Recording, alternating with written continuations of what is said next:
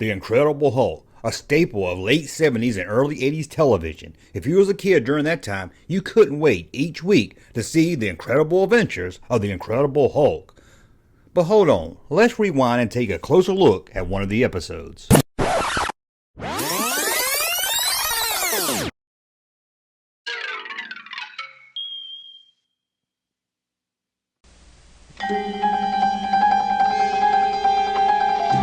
Dr. David Banner, physician, scientist, searching for a way to tap into the hidden strengths that all humans have.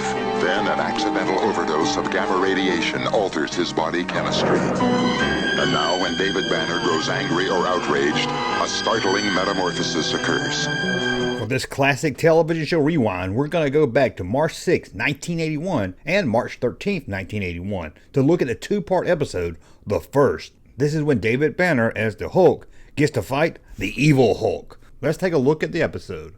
The show starts off showing some 20-year-olds acting like teenagers, driving in a big hurry in a car. After all, we learned that one of the girls told the dad she was just going to see Linda, not hanging out with a bunch of guys. Racing home during a thunderstorm, they hit speeds as high as 60 miles an hour. And then a tree falls in the path, but the smart young driver swifts the car, missing the fallen tree, but hits a planted tree and the car stalls. Don't worry, these 20-year-old teenagers are safe, but they are about 20 miles away from home. So their only hope is to break into the former home of Dr. Jeffrey Clive. However, they are a little worried breaking in this house because local legend has it that someone was killed in the house. It seems like we're being set up for the perfect Halloween episode, but we're not. Although Walt finds the house pretty spooky, his friend, hiding behind two girls, tells him to go on inside. It's okay. Go on. Go on. While investigating the house with a really big flashlight, Walt finds a stray cat. No, not that band, the Stray Cats, just a regular stray cat. You okay, Walt? It's just a cat. He also finds a secret science lab. And he finally finds a light switch. I don't know why it took him this long to try a light switch.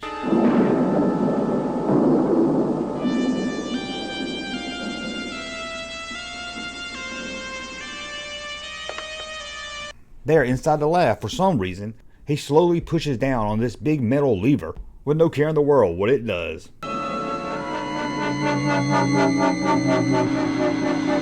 What's that?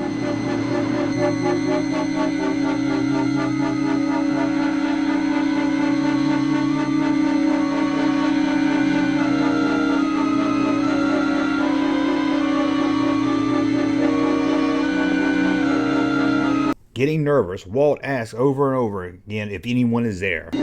Somebody here?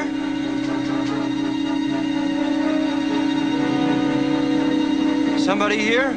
He moves closer to a big curtain, and we get a close-up shot of Walt's terrified face screaming out. One of his fake teenage friends rushes over, shocked to see something has went wrong, but we never see what happens. The show then time jumps a year later, and we see David Banner arriving in town on a bus, and he heads right to the public library.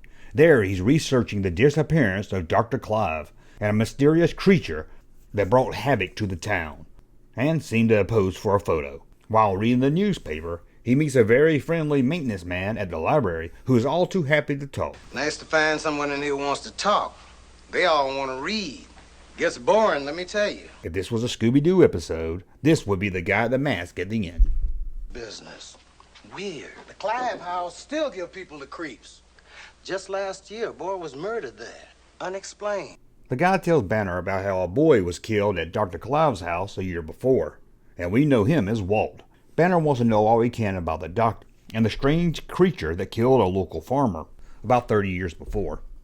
This thing about a creature, you know, and I got a little curious. And did you know Dr. Clive? Banner needs someone else to talk to besides this loose-lipped maintenance man who really didn't know the doctor. But he tells him about Elizabeth, who was about to marry the doctor before he passed away. He tells David that he can find her at the local park, and she can't be missed. She's always there reading her poetry.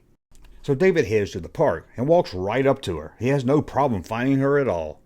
As he talks to her, two 20-year-old teenagers overhear them talking about the doctor and decide to bully Banner. They don't like him nosing around about the lab, the creature, and the doctor's experiments. They warn Banner that the locals don't like people snooping around in their town. You see, Mr. Barr, city guys like you aren't real welcome around here. Not welcome at all. Hello, Elizabeth. Is everything all right? Thankfully, a local sheriff shows up to run off the rambunctious teens. And he also lets David know there's nothing to be found and needs to leave everything alone. David and the woman take things to her place to have tea and talk about Dr. Clive. There he learns that Dr. Clive had a cure for the monster. David believes that monster was a Hulk like him, and he wants to find the cure for himself. Miss Collins, if what you've told me is correct, you've done me a great favor. David heads to see Dr. Clive's assistant, Fry, who didn't seem much up for talking, and seems a little annoyed by all of David's questions. Look, mister, I've got work to do. You can see that, can't you? What about notes? I mean, Dr. Clive must have left some notes. That's not my business. With no help from Fry, Banner heads inside Dr. Clive's house and into his lab. There he also finds that curtain, and behind it he finds computers with knobs and switches.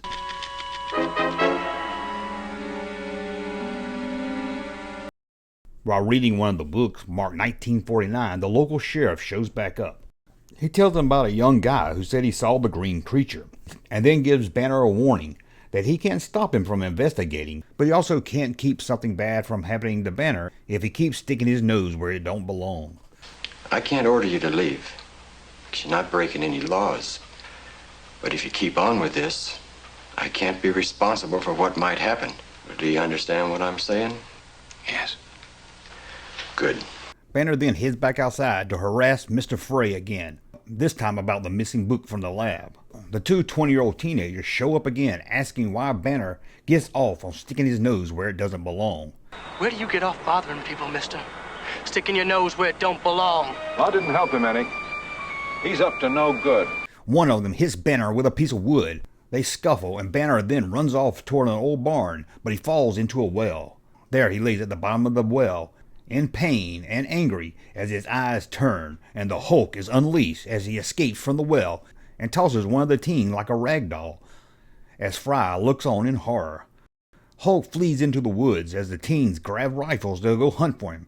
Fry finds him and takes him back to the lab.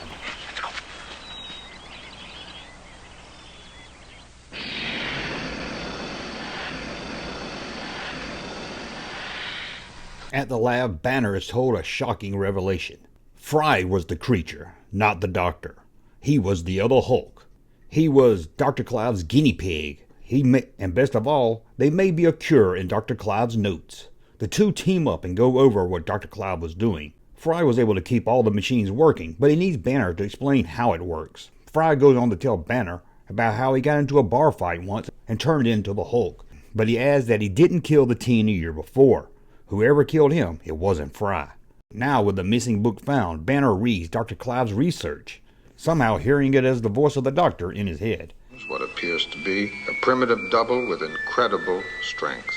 This creature could be particularly dangerous, I fear. Banner then gets upset at Fry because the notes really didn't help him any. Del? These notes are incomplete. Where are the formulas for Dr. Clive's cure? They're not there? No. But then Fry gives him a container with white powder inside. Banner takes a look at it through the microscope. We find out that the two old fake teenagers were outside the house, knowing David, Banner, and Fry were inside, up to something no good, and they know something has to be done about it, or they'll have to do something themselves. Now the sheriff will do something.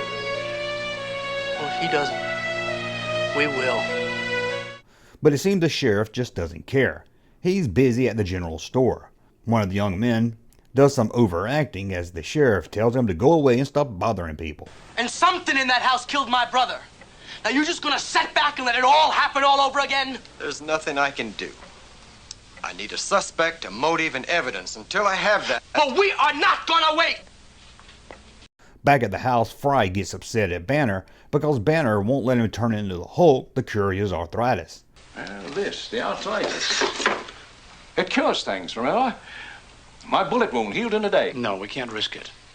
And after a heated argument, Fry admits that he killed the kid, then attacks Banner.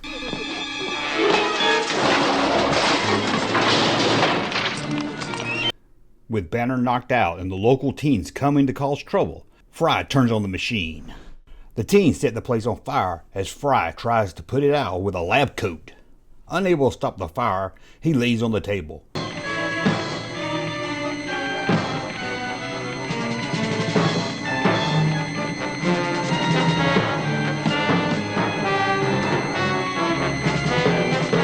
But Banner awakens and tries to turn off the machine, causing Fry to get angry and turning into Bad Hulk.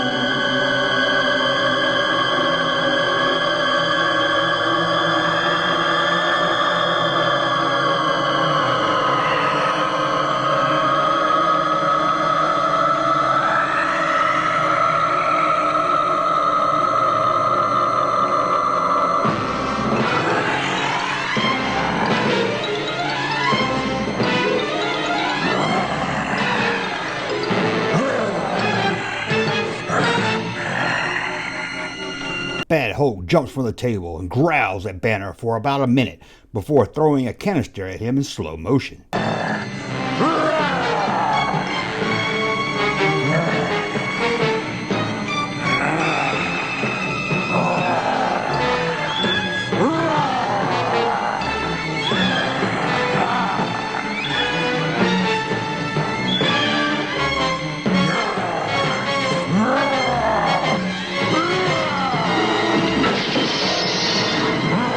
The sheriff arrives and calls for Gladys to call the fire department. Hello, Gladys. This is Sheriff Decker. Get me a couple of firefighting units out of the Clive house right away. Bad Hulk growls some more and escapes into the woods as Banner watches, holding the cure in his hand.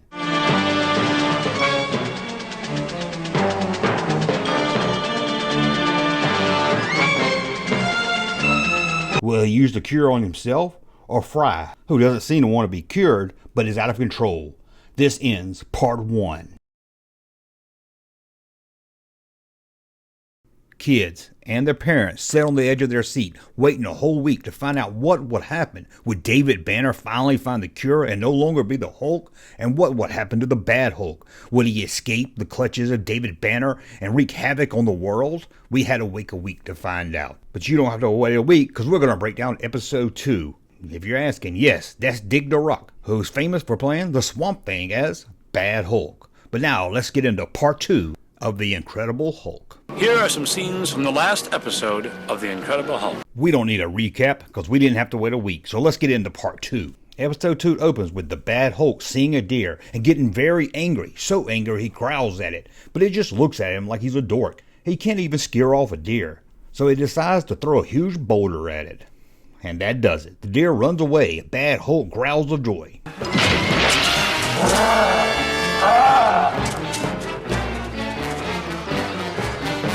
Then he sees a bird in a tree and gets angry and knocks the tree down. It's clear by this point, Bad Hulk doesn't like wild animals.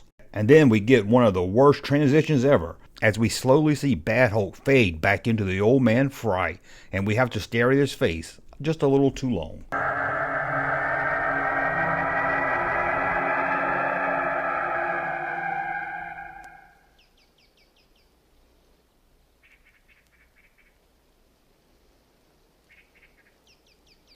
David finds Fry, and he's worried that he's going to hurt someone and offers to give him the cure. But Fry doesn't want the cure, and in a roundabout way, lets Banner know he wouldn't like him when he was angry. But you know, when I get mad, what I can do.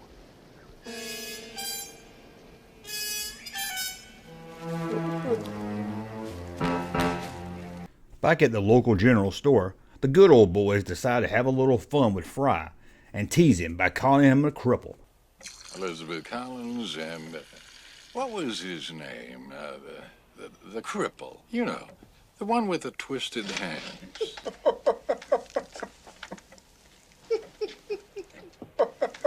Hey there. You think I'm right? But Fry doesn't care. He just laughs it off. But the main bully does offer up some advice for Fry. He said that he can teach Fry how to make a woman happy, and his friends laugh it up.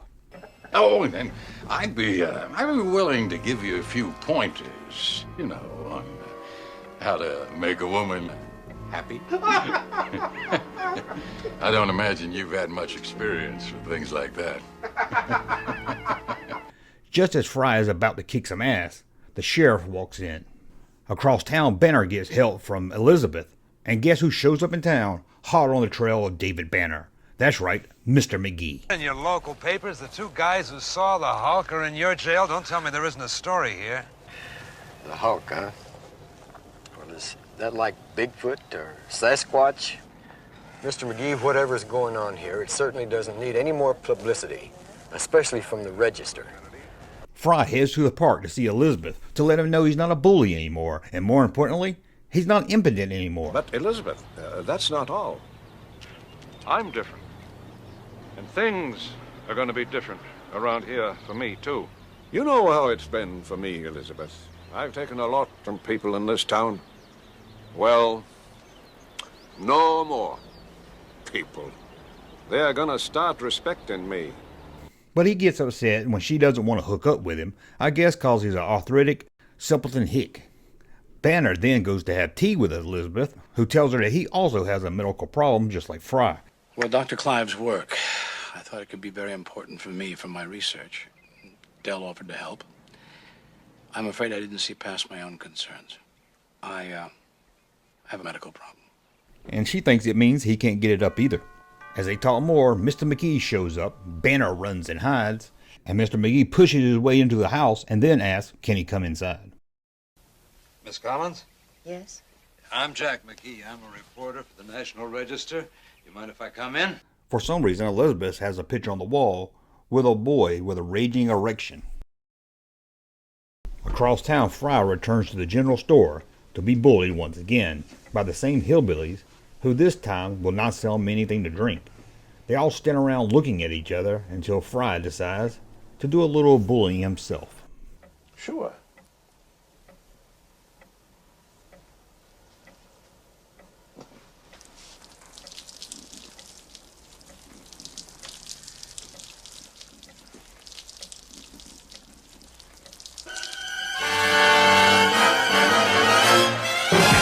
This causes the main bully to stand up and punch Fry's stunt double in the face as the fat boy giggles away. Then Fry stands back up from being punched, acting more like some old drunk than a man that just got sucker punched in the face. The bully punches Fry again, causing him to finally get angry. And we have the longest and worst transition into the Hulk ever, and I thought the last one was bad.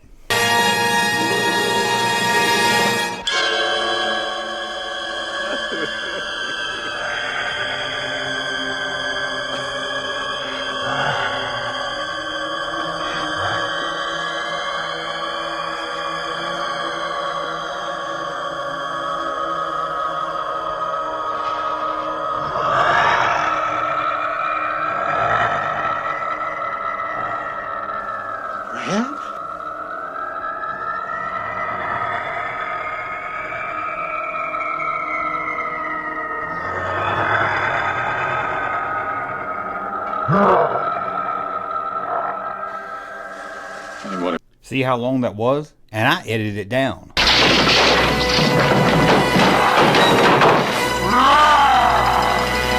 So Bad Hulk busts his way out of the supply closet and waves his arms around as he growls at the hillbillies.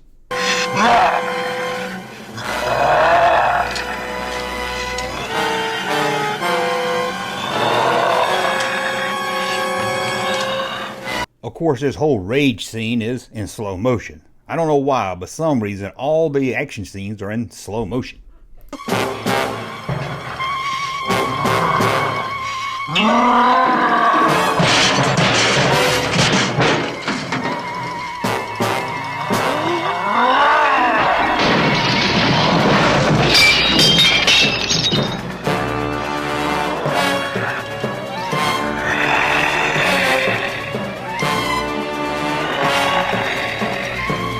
After throwing around some of the stuff at the store, he then picks up the big main bully and throws him out the window, killing him. Yes, he kills him. And then he pulls down a green sheet and growls.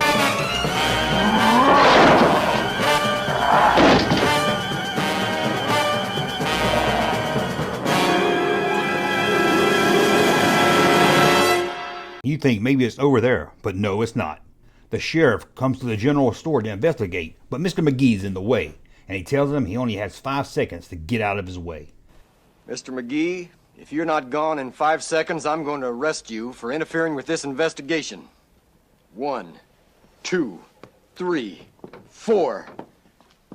Back at Dr. Clive's house, Banner makes 2 doses of the cure. He plans to give one to Fry, dosing him first so he doesn't kill anyone else. The cure incapacitates the patient for 48 hours.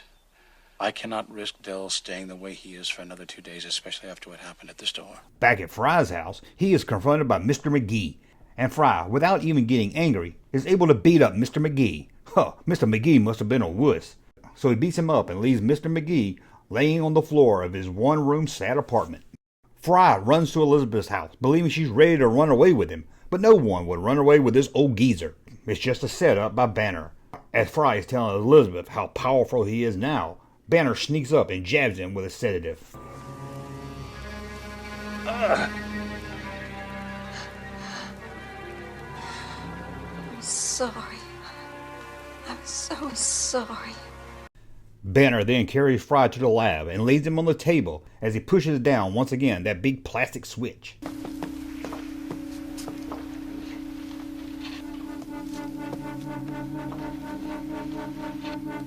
No! Fry then wakes up and becomes angry, slowly again turns into the bag Hulk.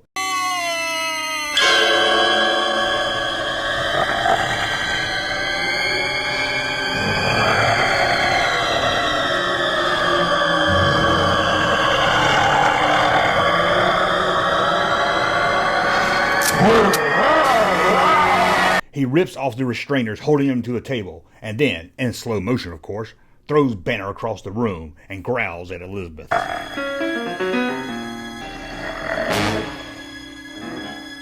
Elizabeth, come over to me.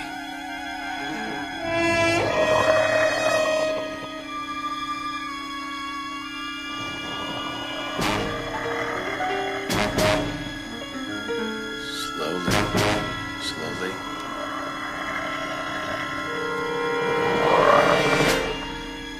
The bad Hulk smashes the last of the cure, causing Banner to become angry and Hulk out.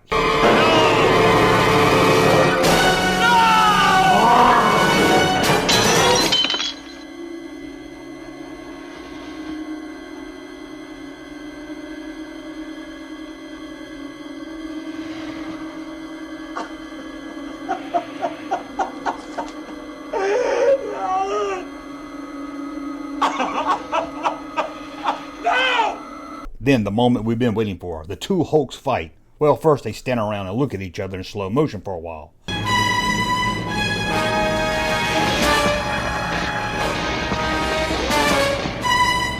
The bad Hulk of course growls some more, then throws a chair at Hulk.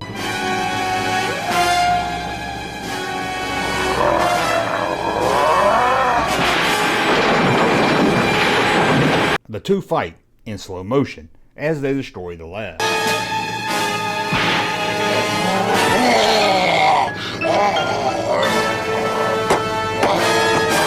The 2 stand around and growl at each other in slow motion for a while and kind of just knock each other around.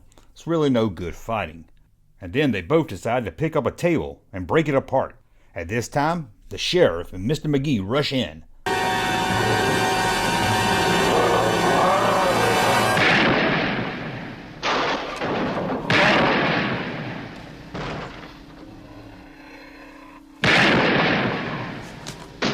And the sheriff fires 3 shots. Those 3 shots kill Bad Hulk.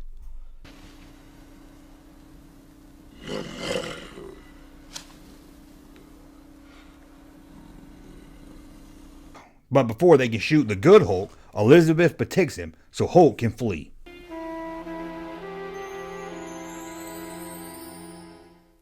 We cut a few hours later, with Elizabeth giving her report to the sheriff as Mr. McGee tries to convince her that Banner is just as bad as Bad Hulk.